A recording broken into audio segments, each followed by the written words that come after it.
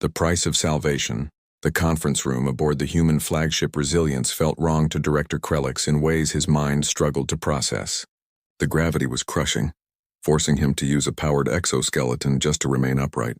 The temperature fluctuated in a range that his species considered barely survivable, and the humans moved through it all as if it were perfectly natural, which he supposed it was for them.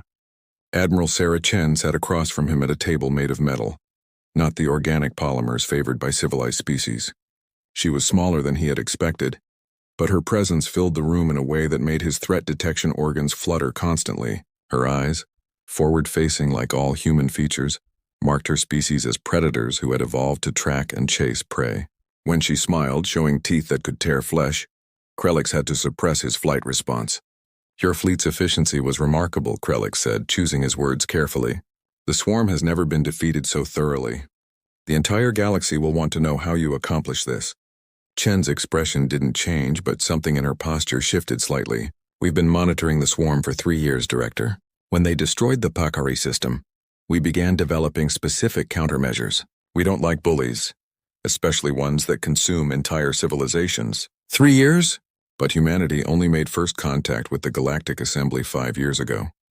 "You've been preparing for this?" "We prepare for everything," Chen replied. "On Earth, we have a saying that dates back thousands of years.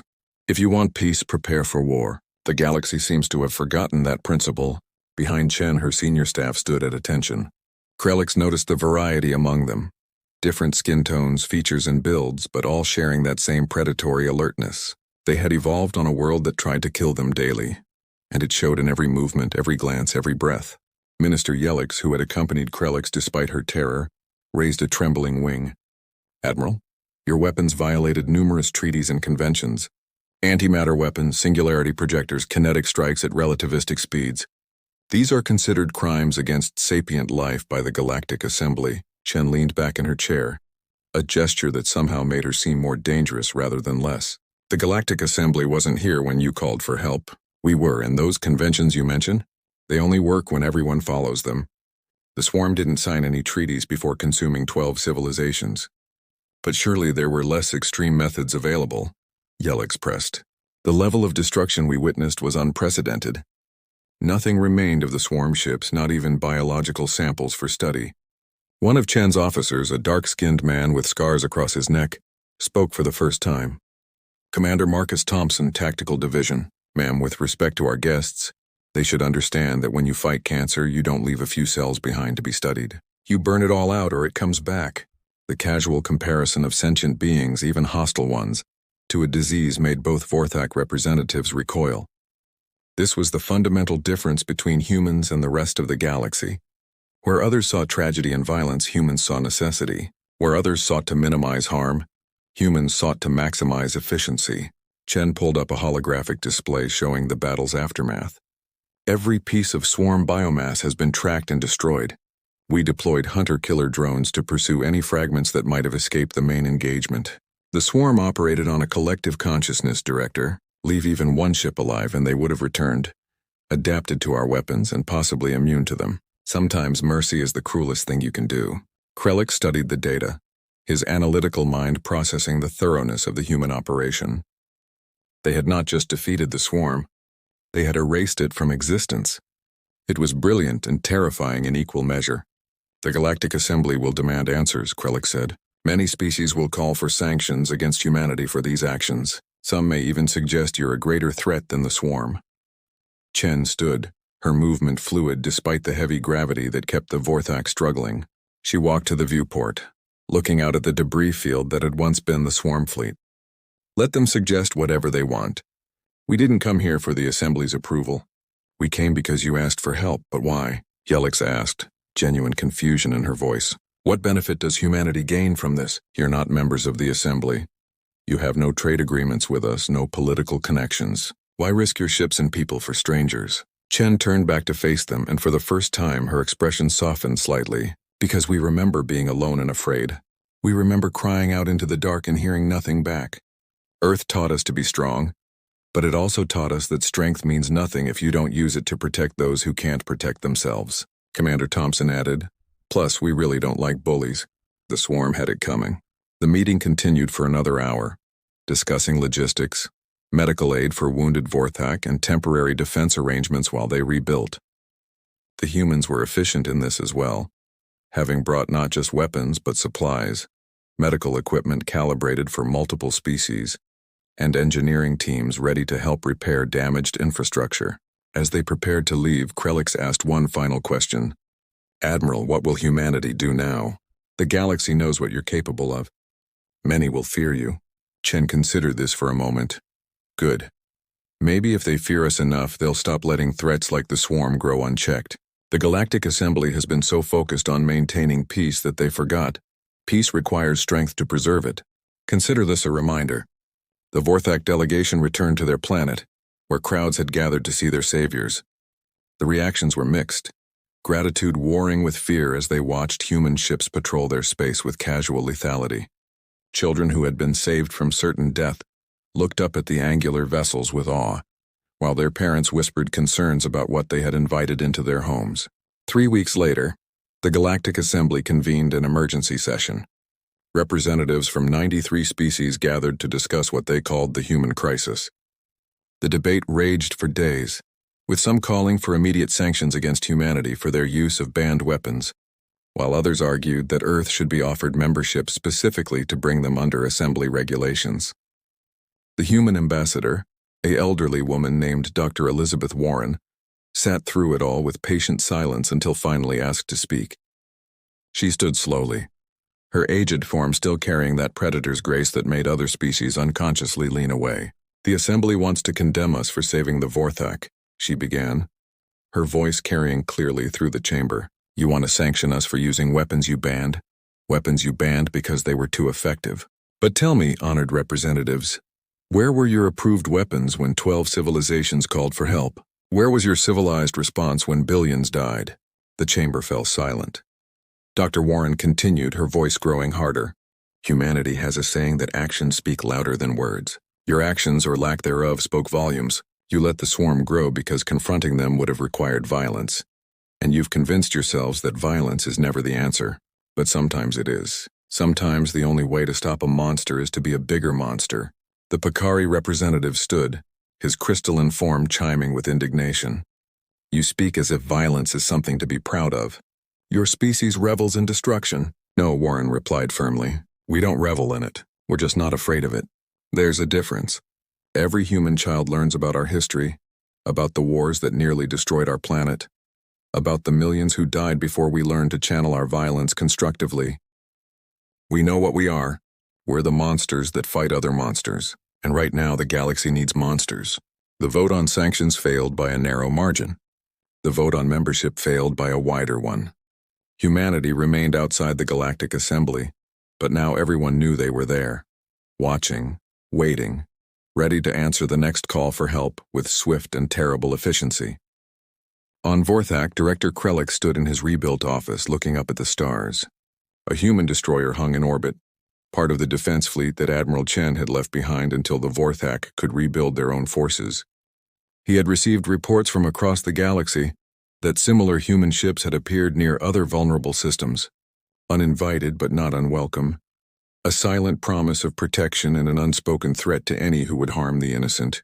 Minister Yelix entered, her wings drooping with exhaustion. The reconstruction efforts are ahead of schedule. The human engineers are remarkably efficient. They've improved our shield generators by 30%, just by reconfiguring the power distribution. They're helping us become stronger, Krelix observed, teaching us to defend ourselves. They don't want to be our protectors forever. No, Yelix agreed. They want us to be strong enough that we don't need them. It's almost paradoxical.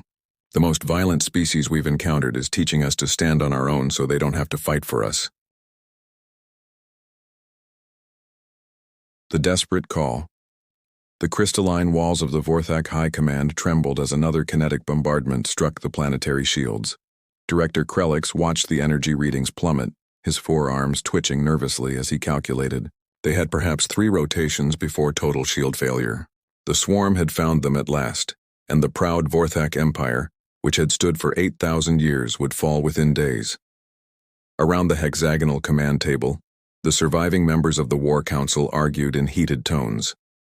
Their melodious voices usually reserved for philosophical debates and artistic expression, now cracked with desperation. The Vorthak had never been a warrior species. They were builders, thinkers, creators of beautiful things. Their military existed only as a formality, a tradition from ages past when conflict still plagued their sector. Now, facing the endless hunger of the swarm, their weakness stood exposed. Minister Yellick spread her lower wings in a gesture of resignation. The evacuation ships can carry perhaps 1/10 of our population. Even if we abandon the outer colonies immediately, billions will die. Her violet eyes dimmed with sorrows, she delivered the mathematical certainty of their extinction. "There is another option," whispered Junior Counselor Terran from his position near the door. The others turned to him, their cranial frills fluttering with surprise that one so young would speak at such a gathering. Terran continued despite their stares. "The humans. We could call the humans." The chamber fell silent except for the distant rumble of impacts against their failing shields. Director Krelix's primary eyes narrowed while his secondary pair widened in alarm. The humans were known throughout the galaxy, though few had actually encountered them directly. They came from a world classified as Category 9 hostile, a death world so severe that most species couldn't survive there for more than minutes. Gravity that would crush Vorthak bones, temperatures that swung wildly between lethal extremes, and predators that had evolved specifically to hunt tool-using prey. "You suggest we invite monsters to fight monsters?" Krelix asked, his voice carefully neutral. "The humans are not members of the Galactic Assembly. They have been denied membership 3 times due to their violent nature and refusal to disarm their military forces. What makes you think they would even respond?" "Because they always do," Terran said, pulling up historical data on his personal display. When the Kellen Research Station sent a distress call after their reactor breach, humans arrived first. When the Zephyr colony ship lost navigation in dark space, humans found them. They have a strange compulsion to answer distress calls, regardless of species or political affiliation. Minister Yellick examined the data, her analytical mind processing the pattern. They do seem to respond consistently. But the reports also mention their methods are considered extreme by civilized standards. The Kellens were grateful but also terrified. Several required psychological treatment after witnessing human emergency procedures. Another impact shook the command center, this one closer than before. Panels sparked, and emergency lights flickered on. They were running out of time for philosophical debates. Director Krelix made his decision with the weight of his entire species on his shoulders. "Send the signal. Broad spectrum, all frequencies. Make it clear we need military assistance against the swarm. If the humans respond, we will deal with whatever consequences come. If they don't, we die anyway." Terran moved to the communication console, his talons clicking against the controls with nervous energy. The message was simple, containing their coordinates, the nature of the threat, and a plea for immediate military intervention. As the signal propagated through subspace, the Council could only wait and continue their failing defense. 8 hours passed. The swarm pressed closer, their bioships surrounding the planet in an ever-tightening net. Evacuation ships launched, when they could, many being consumed by the swarm before they could reach minimum safe distance for hyperjump. The situation grew more desperate with each passing moment. Then space itself seemed to scream. The human fleet didn't arrive gracefully like Galactic Assembly vessels, sliding out of hyperspace with elegant precision. They tore into the system, like predators pouncing on prey, their emergence creating gravitational waves that every sensor within 3 light minutes detected. 47 ships of varying sizes, all angular and aggressive, bristling with weapons that violated at least a dozen civilized warfare conventions. Director Krelix stared at the tactical display in a mixture of awe and horror. The human ships were moving at speeds that should have killed their crews, accelerating at rates that defied biological limits. But humans were different, he reminded himself. They came from a world where gravity was a constant enemy, where their bodies had evolved redundant systems and reinforced structures that other species considered impossible. The lead human ship broadcasted a single message on an open channel. A female voice speaking accented galactic standard with a tone that reminded Krelix of the apex predators in his world's historical archives. "This is Admiral Sarah Chen of the Terran Defense Fleet. We received your distress call. Evacuate your ships to the following coordinates immediately. Combat operations will commence in 3 minutes." 3 minutes? Minister Yelix's frills stood straight up in shock. They just arrived. They need to assess the situation, form battle plans, coordinate with our remaining defenses. The swarm has over 300 bioships in system. Terran was monitoring the human fleet's energy signatures, his voice rising in pitch as he reported his findings. "Director, they're not stopping to assess. They're accelerating toward the swarm. All ships are charging weapons. Energy readings are beyond anything in our database." The Vorthak watched their screens as the human fleet carved through space toward the swarm. The bioships, accustomed to prey that fled or cowered, seemed confused by enemies that charged directly at them. They began to cluster, forming their traditional engulfing formation that had consumed countless civilizations. Admiral Chen's voice came through again, this time on a military frequency that the humans had somehow already decoded and accessed. "Vorthak Command. Be advised that we will be using high-yield antimatter weapons and directed singularity projectors. Recommend you raise whatever shields you have left and prepare for significant gravitational distortion."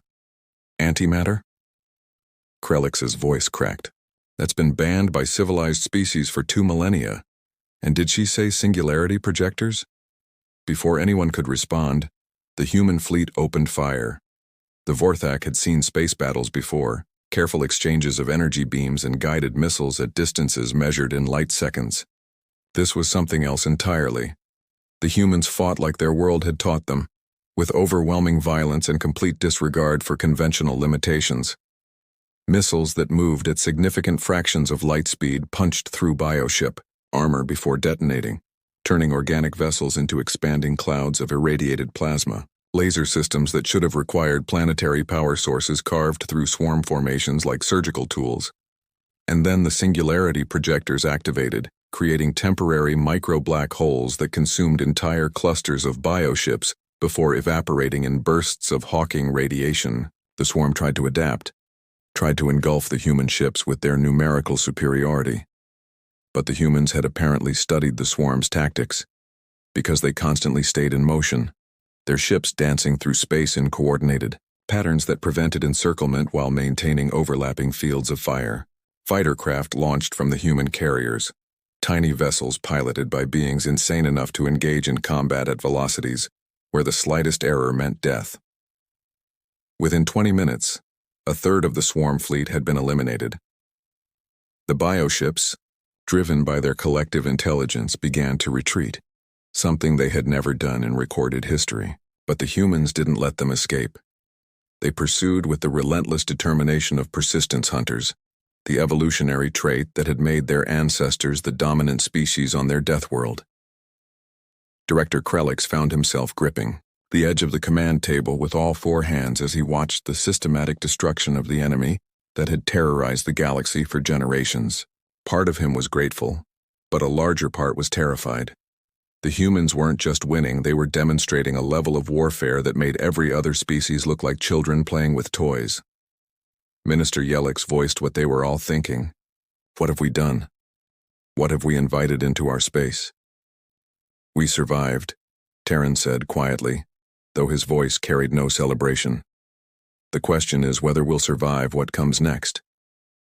On the tactical display, the last of the swarm bioships disappeared in a flash of antimatter annihilation.